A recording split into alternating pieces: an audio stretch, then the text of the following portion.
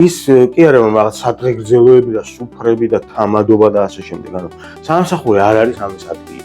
საერთოდ ლიდერსაც შეეხება რა, მოდით ახლა ლიდერობაზე და ვთქვათ ზოგი ადამიანი რას ადარებს ამას და ზოგი ადამიანი მეტაფორულად რას ადარებს. არ მიმაჩნია რომ ლიდერი არის ის, რომ ვინც იტყვის და მერე ისე კეთდება და ასე შემდეგ. თუ ლიდერმა არ აუხსნა ადამიანებს ის რომ ამის გაკეთება საჭიროა, ესე იგი მან სათანადო მიზანი არ დაისახა ერთი.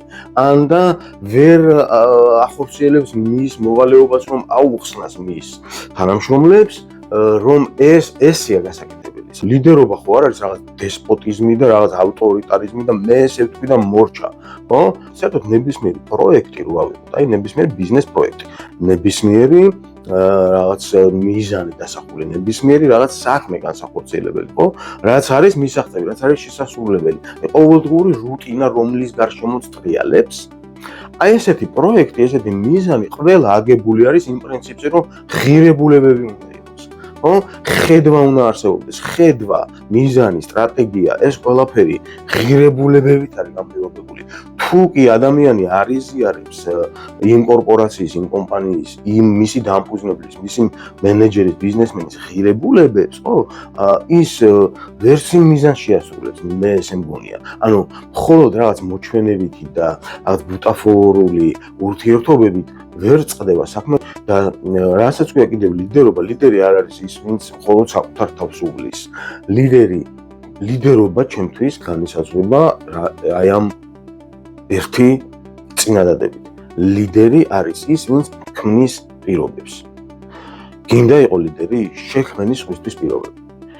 გინდა შენ რაღაც გამოგივიდე, სადღაც დაწინაურდე, რაღაცა გააკეთო, შექმენი სხვისთვის პირობები.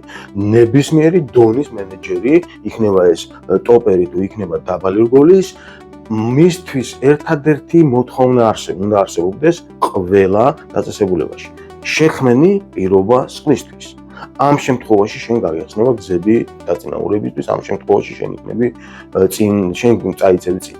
ანუ სხვა პირობა ლიდერობის, იქნება ეს სოციუმი, იქნება ეს საზოგადოება, იქნება ეს სამსახური თუ გნებავთ ოჯახი. ეს არის პირობების შექმნა. ამიტომაც ვამბობ, რომ ოჯახი ღირებულებების კერაა და არა ის ადგილი, სადაც ცხელი ხარჩო მზადდება. დღეს უამრავი რესტორანია, სადაც ოჯახში გემრიელ რაღაცებსაც აკეთებენ რა. სხვა კატეგორიაა ჩვენ ცხოვრებაში, სხვა ცნებაა და ისევე როგორც ლიდერობა. ლიდერი არის ის, ვინც საკუთარ ინტერესს იკმაყოფილებს იმით, რომ სხვისთვის ქმნის პირობებს.